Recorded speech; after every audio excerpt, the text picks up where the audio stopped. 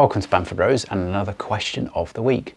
This week's question of the week is from Simon Jones and it was posted on our sales portal, and it asks questions about buying DB9 and at the crossover point from 450, 470 and maybe 470 to 510.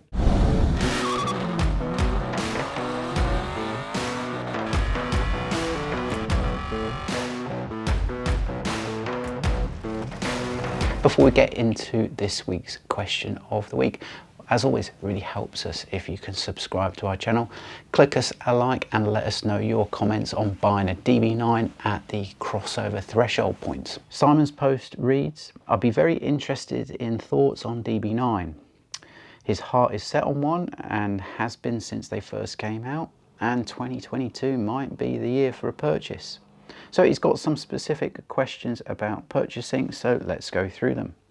The first is what's happened to availability. Dealers don't seem to have the 2009 to 11 models. So I think there could be a few issues connected with the availability of that facelift DB9 centre key start 470 bhp DB9. There were a few of those models sold in the UK compared to previous years because the start of the 08 economic crash, then that significantly reduced sales. And most cars made were to a specific order. There weren't many dealer stock cars made, and if they were, they were pretty plain vanilla, silvers, blacks, so that they were easily sold. So hunting for a car in that era means there's always going to be less of those compared to the previous years, especially when DB9 was first launched and there was a lot of hype and a lot of demand for it, and they sold significantly in the years 04 to 07 than they did 08 to later years. Also, right now market's a bit funny. People are recognising that it's the end of the big naturally aspirated petrol engine era, and I know a lot of my customers are looking at their car, now could be a DB9 of that age, saying, well, do you know what, it's lost its money in depreciation. If I sell it and buy something else, I'm going to get hit with depreciation of the new thing that I'm buying. And actually the car that I've got, I own right now, is great. I enjoy driving it, enjoy every minute of it, so why would I want to change? So reasons like that, bit of uncertainty in the market, could be causing a low number of cars for sale in the marketplace. Another reason could be, as these cars age, a franchise dealer doesn't want to sell a particular age of car. So it's going to have to follow a set pattern when it comes from a franchise dealer. It's going to have to be accepted on the approved used timeless scheme and sold with a warranty. Now in this particular question, we're talking about a 12, 15-year-old car, and putting a warranty on a 15-year-old car is a huge liability for someone. Who knows, the underwriters of these policies might not be wanting to cover those particular cars. And because whenever someone buys a car, especially if they buy it from a dealer, they just expect everything to be perfect. The amount of warranty returns that could come back to the dealer for selling a plus 10-year-old car could be quite significant. So perhaps the dealer network is starting to realise that that age of car is something they don't want to be dealing in. Whenever I drive past a franchise dealer, on their forecourt is a litter of Mercedes era cars. You know, if you pulled up into a franchise dealer in one of the Gen 1 Gaydon cars, you'd really have to look round at the cars that you can see and question, am I in the right shop? So let's look at where the crossover points are for DB9. I think I've found about the best 450 on the market, and this is typical of the best. It's got 15,000 miles. It's retailing for 43,950, and if that was pristine inside and out, had a full dealer service history, you probably couldn't go far wrong with that car. It's quite possibly a better bet to buy that car at 43 than it would with a slightly older and higher mileage car at 30k with a dubious service history, that, especially if it needed tyres, brakes, with the other parts it could need, suspension, wishbone bushes, suspension arms, aircon, condenser, leaks in the aircon, the whole number of things that can be wrong with them, then you could quite easily take that 30k purchase price and get close to that 43k car with the repairs that you'd need doing to it. I always say that the cars at the very top of their game are worth their money,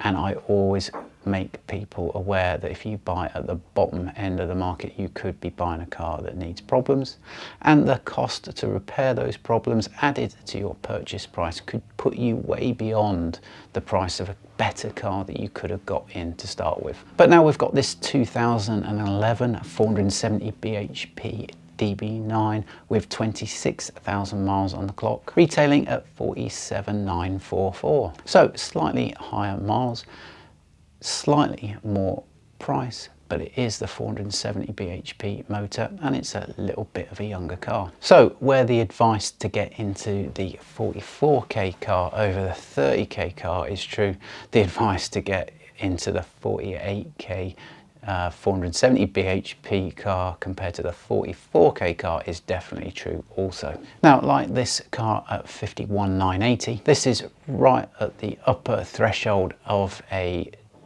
470 bhp DB9 compared to the DB9.2. So you're better off in the 470 bhp DB9 to get the Bilstein dampers, the 470 bhp motor, the slightly better center console, engine performance, ride and dynamics, all better than the previous 450 bhp car. But then going on from that 470 bhp DB9 to 510 DB9.2, easily identifiable by the carbon ceramic brakes. Now you're getting for your money electronic adaptive suspension, carbon ceramic brakes, and a 510 bhp motor, which can easily be released to Vanquish 565 power with a simple ECU remap. It's actually that DB9.2 that is in really short supply. Here's one at 69,950 with franchise dealer, so you get the trimmings of that after sales package. Slightly higher miles, but I wouldn't let that mileage put me off. But at 70k, that's quite a jump from 48k,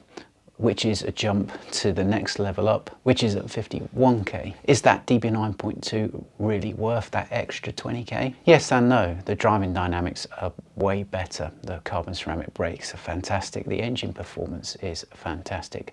But is it 20k extra fantastic? 20k is a whole hunk of change, and whilst 48k it's a completely different proposition to the 70k car. So in this summary, if you were looking at buying that 44k 450 horsepower car, then first step is it's better info, better advice to buy the 48k 470 bhp DB9.